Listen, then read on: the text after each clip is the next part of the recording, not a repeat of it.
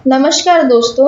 जैसा कि हमने पिछले वीडियो में डिस्कस किया था स्वास्तिक का इतिहास, जिसमें हमने ये समझा था कि कैसे स्वास्तिक कुछ लोगों के लिए दर्द की निशानी रहा है। तो आज हम इसी टॉपिक को कवर करने वाले हैं, जिसमें हम ये समझेंगे कि आखिर हिटलर और उसकी सेना यानी कि नाजियों ने यहूदियों को किस तरह से सताया और क्यों सताया।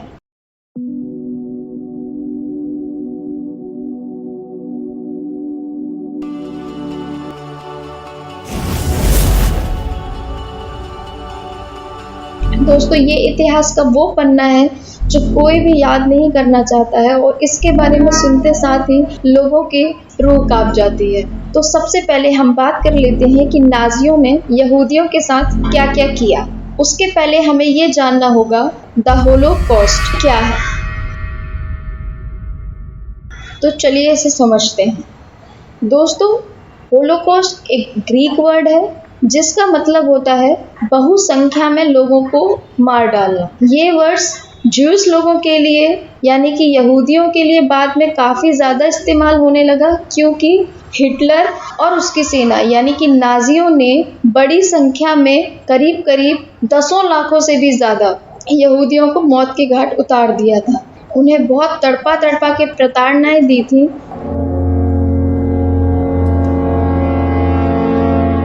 वो उनके साथ क्या क्या जुल्म करते थे, चलिए इस बात को समझ लेते। तो बात है 1939 की विश्व युद्ध 2 के दौरान, जब हिटलर ने पोलैंड पे कब्जा किया तो वहां से उसने कई लाखों लोगों को बंधक बना लिया, जिसमें से 90% यहूदी ही थे।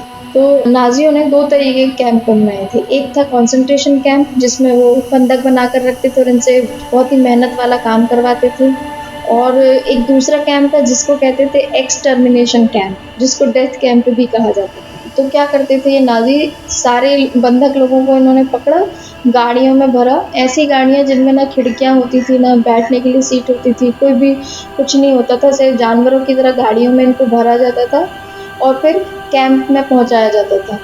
फिर वहाँ पे इनको इनकी कौन स्वस्थ है, कौन काम करने के लायक है, तो इस तरीके से इनका बंटवारा किया जाता था।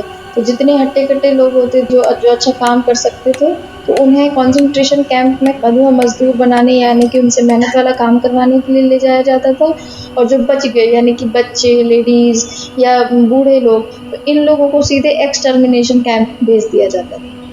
तो एक्सटर्मिनेशन कैंप में तो इतना जुल्म करते थे, खाना नहीं देते थे, तो कुछ लोग तो भूख के मारे ही मर जाते थे। इधर कंसंट्रेशन कैंप में लोग काम करते करते मर जाते थे और उधर एक्सटर्मिनेशन कैंप में उन्हें टॉर्चर कर करके मार दिया जाता था। इसके अलावा ये लोग क्या करते थे, इन लोगों पे मेडिकल एक्सपेरिमेंट्स करते थे। सोचिए मेडिकल एक्सपेरिमेंट्स कितना कुछ भी असर हो सकता है ना, किसी भी दवाई का कोई भी असर होता है, तो वो मेडिकल एक्सपेरिमेंट्स इन लोगों पर ये जर्मन्स किया करते थे। तो इस तरीके से नाजियों ने काफ़ी यहूदियों को टॉर्चर किया।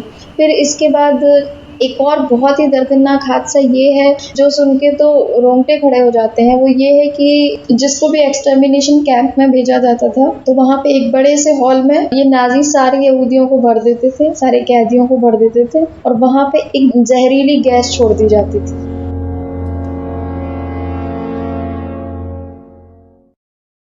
ये जहरीली गैस से जितने भी कैदी वहाँ रहते थे उनका दम घुटता था और वो मर जाते थे। तो इस तरीके से गैस चैम्बर में कई लोगों की जान चली गई। इस तरीके से काफ़ी प्रताड़नाएं दी इन नाजियों ने इन यहूदियों को, और यही कारण है कि नाजी पार्टी का जो चिन्ह था उससे यहूदी या यहूदियों से जुड़े हुए जो देश हैं वो नफ़रत करते हैं और उसे घृणा से देखते हैं, और उसको देख के उन्हें अपने उन लोगों की कहानी याद आ जाती है कि किस तरह से हिटलर ने उन पे जुल्म किया था। और इसी में से एक फेमस कैंप का नाम है ऑस्टविच, जो कि काफ़ी फेमस है, और कभी ऐसी फ़ोटोज़ देखी हो तो ऑस्टविच जो कैंप है इसकी तस्वीर बहुत ज़्यादा सामने आती है, क्योंकि एक एक्सटर्मिनेशन कैंप का नाम ऑस्टविच था और वहाँ पे ये गैस चैम्बर वाला जो बताया इंसिडेंट, तो ये पूरा वो ऑस्टविच कैंप होगा। तो ये जितनी भी प्रताड़नाएं थी ये अलग अलग कैंप्स में दी जाती थी। सबसे ज़्यादा जो याद किया जाता है, जिसको कि यहाँ पे सबसे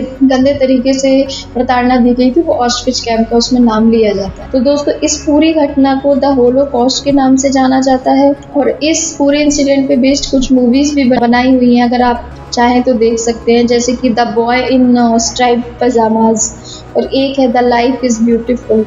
तो ये सब मूवीज़ भी इस पे बेस्ड बनी, काफ़ी बुक्स भी लिखी गई हैं हिटलर की। तो इस तरीके से था हिटलर नाज़ियों का यहूदियों के प्रति व्यवहार। तो ये 1939 से लेकर 1944 तक ये पूरा चलता रहा। ये लोग पोलैंड पे कब्जा किए हुए थे, काफ़ी यहूदियों को उन्होंने इस तरीके से किया। अब 1945 में क्या हुआ, धीरे धीरे सोवियत सेना करीब आने लगी। तो जब 1947 में जब सोवियत सेना करीब आ ही गई, तब जर्मन्स को पोलैंड छोड़कर जाना। तब इन नाज़ियों ने ज़्यादा से ज़्यादा यहूदियों को तो मार डाला। जो बच गए थे तो उन्हें अपने साथ ले जाने के लिए कह रहे थे, जो नहीं जा रहे थे तो उसे हिटलर ने पूरी तरह मारने का आदेश दे दिया। कि नाज़ियों ने गैस चैम्बर और शमशान को भी नष्ट कर दिया, ताकि सोवियत सेना और किसी को भी यहूदियों को दी गई यातनाओं का पता ही न चले। लेकिन जब तक सोवियत सेना यहाँ पे आती, तब तक फिर भी कुछ सैनिक छूट गए थे, और जो सोवियत सेना के हाथ लगा वो था कुछ हजार लोग बचे थे वहाँ पे जो जिंदा थे। बहुत सारे हजारों लोगों के कपड़े वहाँ पड़े हुए थे, हजारों लोगों का सामान मिला, कई टन बाल मिले, क्योंकि जब कैंप में इनको शिफ्ट किया जाता था तो उसके पहले उनसे कपड़े उतरवा लेते थे ये नाज़ी, और उनका सर भी मुंडवा देते थे।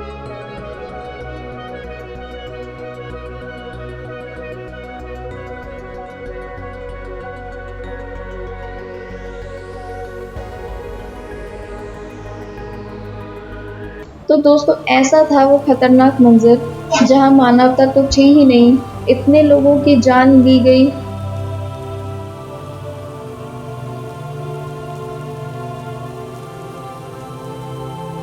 और ऐसा हिटलर और उसकी सेना ने क्यों किया, इसके पीछे कई कारण बताए जाते हैं, उन पर भी नजर डाल लेते हैं। तो ये बात शुरू हुई जब हिटलर जर्मनी का सैनिक था। 1930 में प्रथम विश्व युद्ध के दौरान हिटलर अपने देश जर्मनी की तरफ से विश्व युद्ध एक का हिस्सा रहा, लेकिन इस युद्ध में जर्मनी हार गई और ब्रिटिश ने जर्मनी पे धीरे धीरे कब्जा करना चालू कर दिया। लड़ाई के दौरान हिटलर वहां से बच निकलने के बाद वो जर्मनी के ही किसी एक घर में छुप गया। तो जहाँ वो छुपा तो वहाँ बाहर ब्रिटिश आर्मी बहुत ही ज़्यादा जर्मन सैनिकों को ढूंढ कर मार रही थी।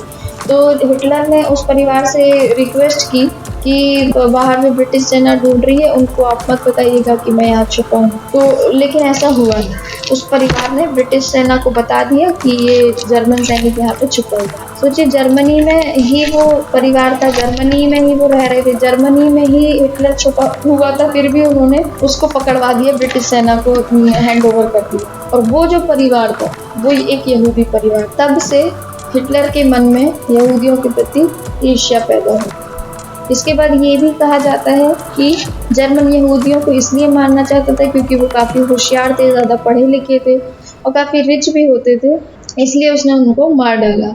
इसके अलावा कुछ लोगों का मानना ये है कि धर्म अलग होने की वजह से नाज़ी यहूदियों से नफरत करते थे। लेकिन अब हमारे दिमाग में ये एक सवाल आता है, अगर यहूदी अलग धर्म के थे और वो उनको मारना चाहता था, तो आखिर नाज़ी किस धर्म के थे और हिटलर किस धर्म का था जो उसने स्वास्तिक को अपना पूरा चिन्ह बना लिया, अपने फ्लैग में शामिल कर लिया।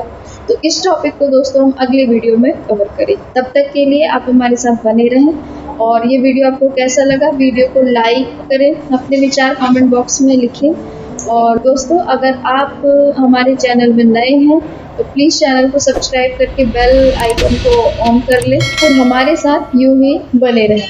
Take care and stay informative.